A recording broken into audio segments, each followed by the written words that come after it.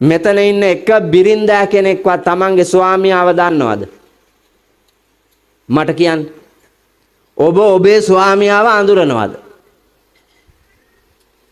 ඔබ අඳුරනව ඇති අර කුණු වෙලා යන රූපකාය. ඒ මිනිහාගේ අභ්‍යන්තරය ඔබ අඳුරන්නේ නැහැ. ඒ වගේම එක පිරිමියෙක්වත් දන්නේ නැහැ ගෑණි ගැන. ඔයාලා කසාද බඳින්න පෙර දැකපු පින්වත් බෝසත් මිනිහද ඔය දැන් ඉන්නේ ළඟ? ඈ ආඳුරනේ එදා මට කන වෙලා තිබ්බේ. ඇත්තටම මම මේ කවදාවත් කනන් ගන්නෑ.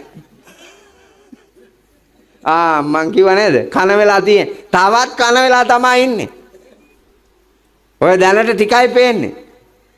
තව නොපෙනිච්ච කොටස එහෙම්මමයි. ඒ වගේම පිරිමින්ටත් හිතෙනවා හාමුදුරුවනේ කරන්න දෙයක් නැහැ. මං කරුමයක් ගෙවන්නේ. මානසික ආතතියෙන් ඉන්නේ. මට ඒ දවස්වල අර කොළුකමට පෙනුනේ නෑ ලෝකේ ගැන. මට හෙන ගහලා කන වෙලා හිටි. ඒ හින්දා මේ කිව ගත්තා. ඊට වැඩිය හොඳයි හාඳුනේ ණයෙක් ගත්තා නම්. සන්තෝෂෙන් ඉන්න තිබ්බා මට. ඒක නටව ගන්නවත් තිබ්බනේ ණය.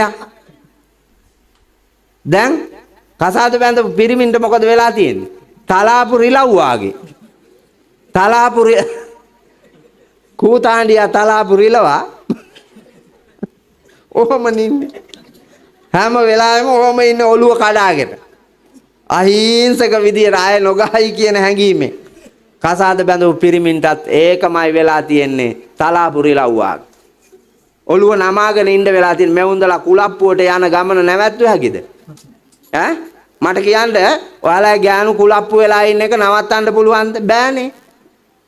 ඒ හින්දා සමාජයේ ජීවත් වෙන්න ඕන හින්දා හිස නමාගෙන ඔළුව කඩාගෙන පිරිමියාට ඉවසීම සහ දුරදක්ම තියෙන හින්දා බොහෝ පිරිමි සංසාරේ පිනත් ස්ත්‍රීන්ට වඩා පිරිමියාට වැඩි නිසා පිරිමියා දරනෝ. ඒ නිසාවෙන් ඉන්නේ. නැත්තම් ගෑනු භාගයට භාගයක් මැරිලා පුතා මෙලහට මේකත් ඔය වාගෙම උඩ පැන්නා නම් මෙලහට මැරිලා.